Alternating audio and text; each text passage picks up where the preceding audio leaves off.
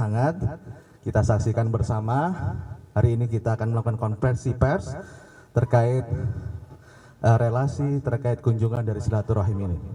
Oleh karena itu, saya persilahkan kepada Bapak Ahmad Saihu, Presiden Partai Keadilan Sejahtera, untuk menyampaikan poin-poin silaturahim pada hari ini. Silakan. Assalamualaikum warahmatullahi wabarakatuh.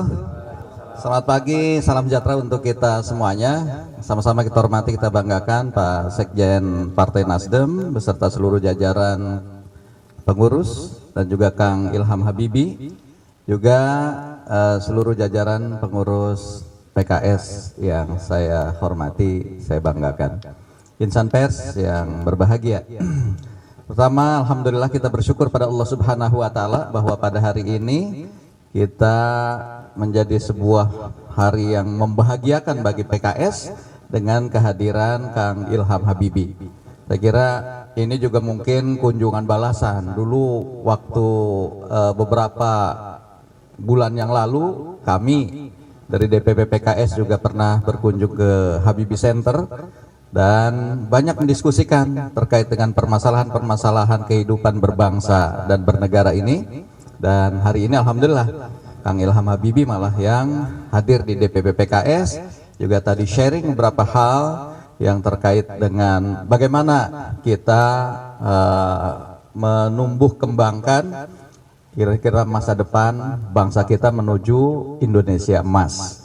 Ada kesepakatan di antara kami bahwa memang perlu untuk mengembangkan sumber daya manusianya.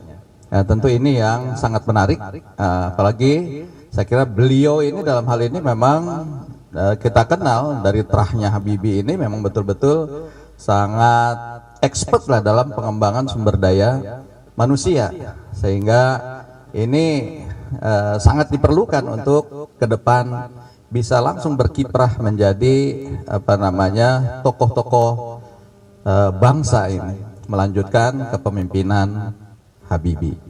Nah, oleh karena itu dalam kaitan ini saya menyambut baik ya dari teman-teman Partai Nasdem yang terus berupaya ingin mencari sosok-sosok pemimpin untuk negeri kita, termasuk yang insya Allah akan kita persiapkan di dalam pilkada di Jawa Barat. Nah, tentu ini juga sebagaimana yang pernah disampaikan oleh Pak Ketum Nasdem kepada saya saat perbincangan beberapa waktu yang lalu, beliau secara khusus spesifik menyebut nama Kang Ilham Habibie ini, dan alhamdulillah ini sekarang bisa justru kita kehadiran beliau, dan beliau juga sudah mulai berkeliling. Mudah-mudahan ini kita akan ketemu dengan momentum yang pas dalam pilkada serentak di 2024 ini, khususnya di Jawa Barat. Saya kira terima kasih pada Pak Sekjen dan jajaran Nasdem, juga Kang Ilham Habibie yang sudah berkunjung ke DPP PKS ini. Mudah-mudahan insya Allah ada titik-titik temu untuk membangun kebersamaan di antara PKS dengan Nasdem, baik di Jawa Barat maupun di DKI Jakarta. Saya kira itu dari saya, terima kasih. Baik, terima kasih Presiden PKS Ahmad Saihu, dan kami persilahkan kepada Bapak Sekjen untuk sampaikan. Assalamualaikum warahmatullahi wabarakatuh.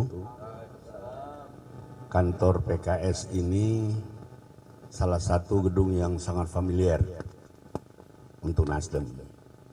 Ketika ulang tahun PKS kemarin, itu rombongan Nasdem itu terbanyak dalam sejarah menghadiri undangan. Saya mau to the point saja, nanti kita dengar banyak yang bilang.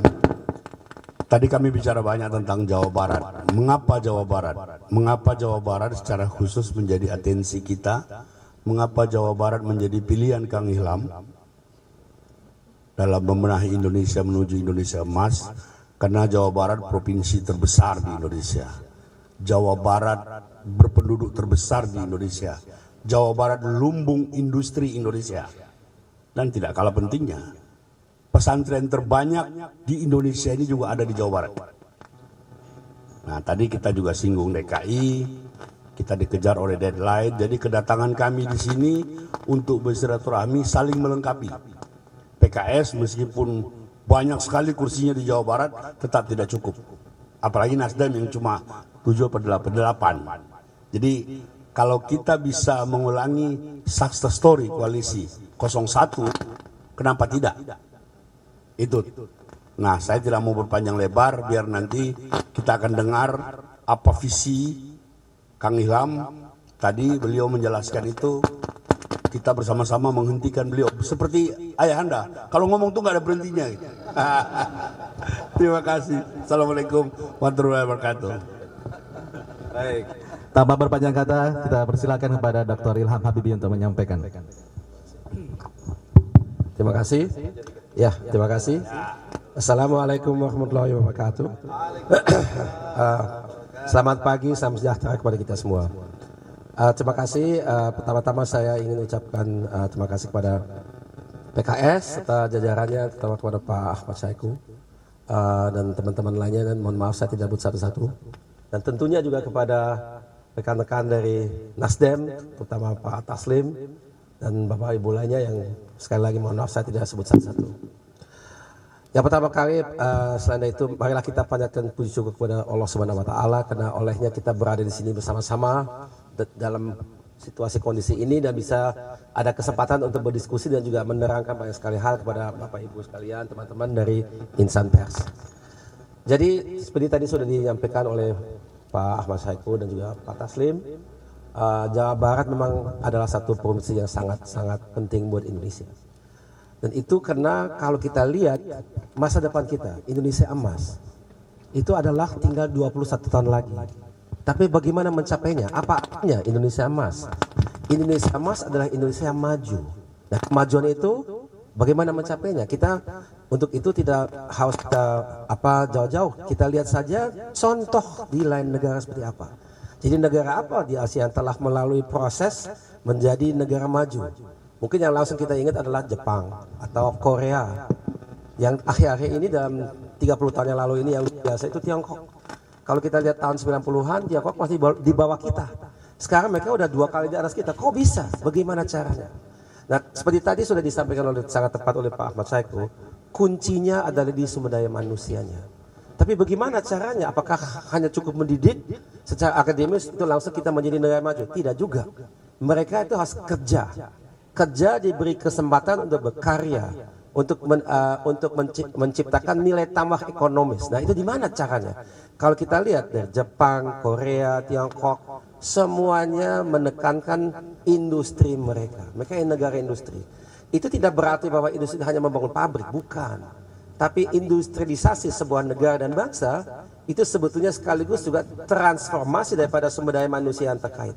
Dan manusia itu bisa berkiprah, bisa bekerja, berkarya di semua sektor. Bisa di pertanian, bisa di perkebunan, di perikanan, di pariwisata, semua sektor itu manusia yang sama yang telah melalui transformasi dirinya itu bisa berkarya, berkiprah dan bekerja.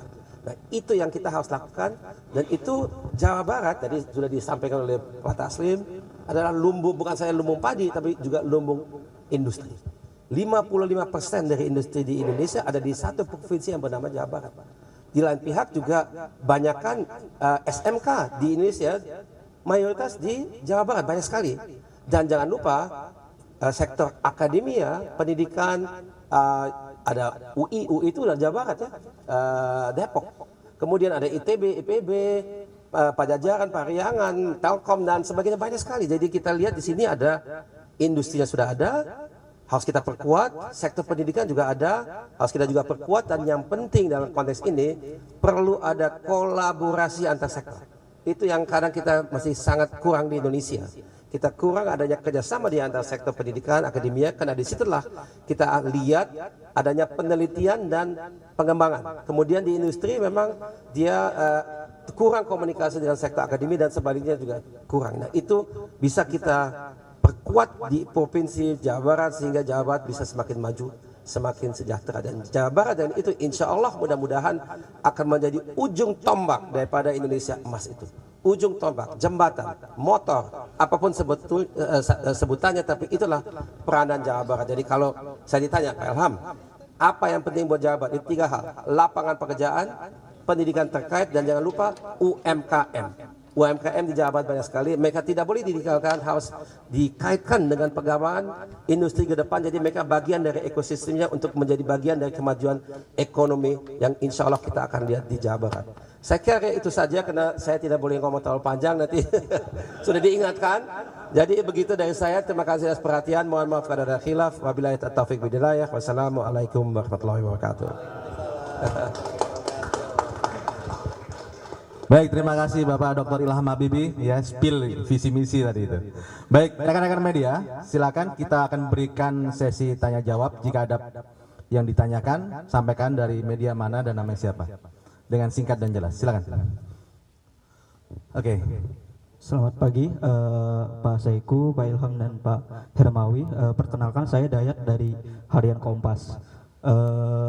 Beberapa hari lalu Litbang Kompas merilis hasil survei Pak, dan nama Pak Ahmad Saiku juga punya elektabilitas 1% dan tingkat keterpilihannya juga lumayan. Nah ini seperti apa tadi obrolan di dalam, apakah memang sudah ada formulanya Pak Ahmad Saiku apakah maju di Jabar atau seperti apa, dan juga Pak Ilham terkait hasil survei itu apakah seperti apa nanti untuk mengejar ketertinggalan dengan kandidat-kandidat lain gitu. Terima kasih.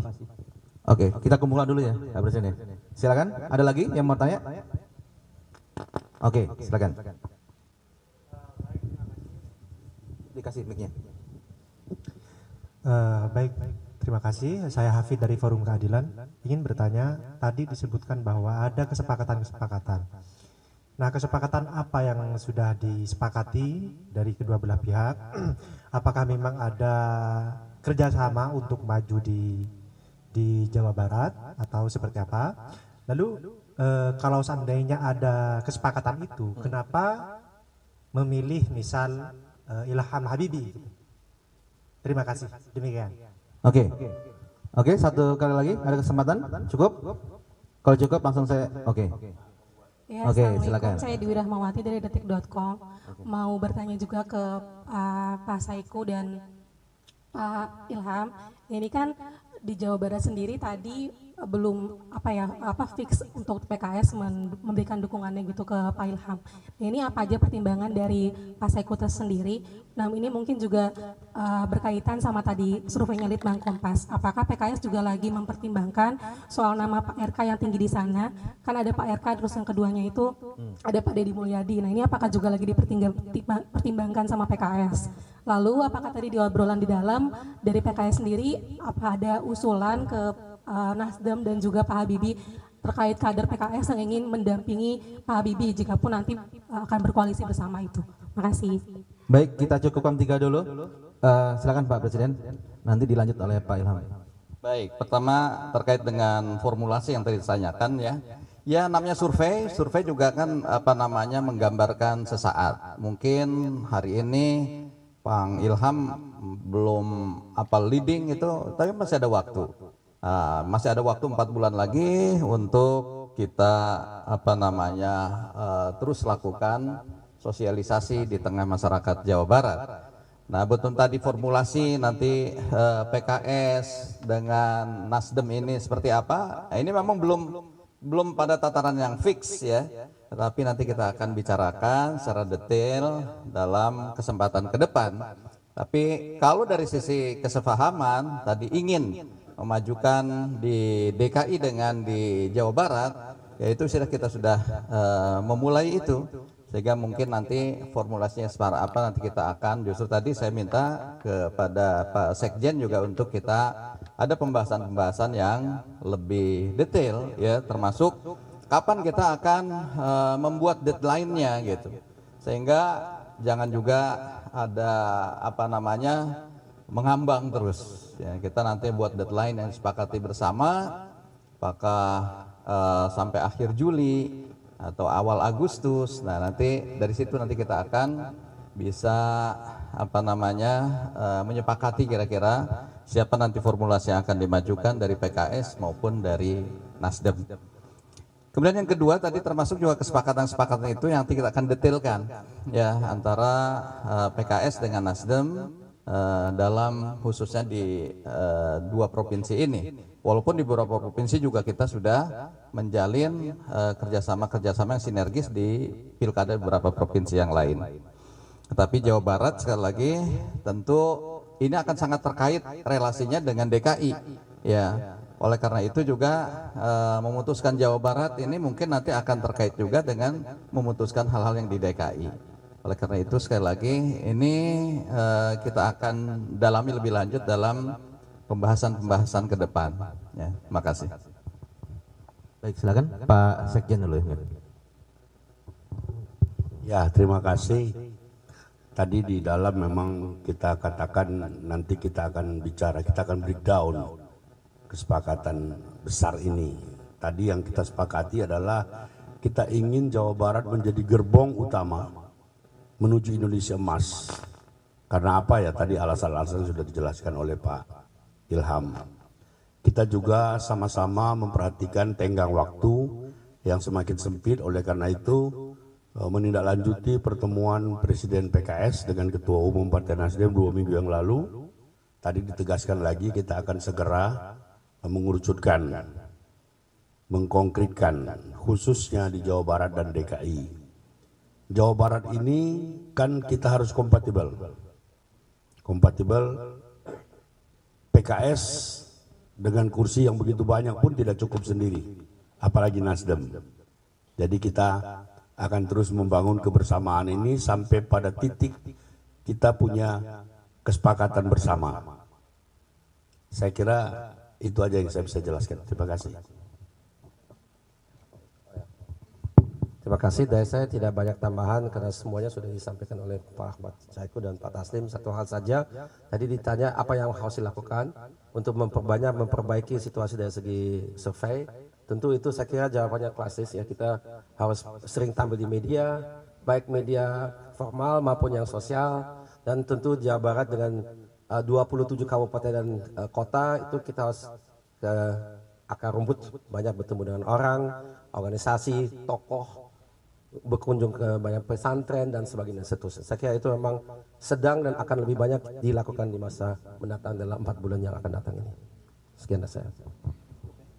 Baik, cukup saya kira teman-teman, dan kita kasih aplaus yang meriah buat PKS dan Partai Nasdem. Dan sekali lagi terima kasih kepada rombongan Partai Nasdem yang hadir dalam pertemuan ini. Semoga ke depan kita bisa menjalin relasi yang semakin baik. Baik, demikian teman-teman semua, teman-teman media, terima kasih atas kehadirannya dan meliput acara ini. Dan jika ada pertanyaan nanti mungkin lewat doorstop aja ya. Oke.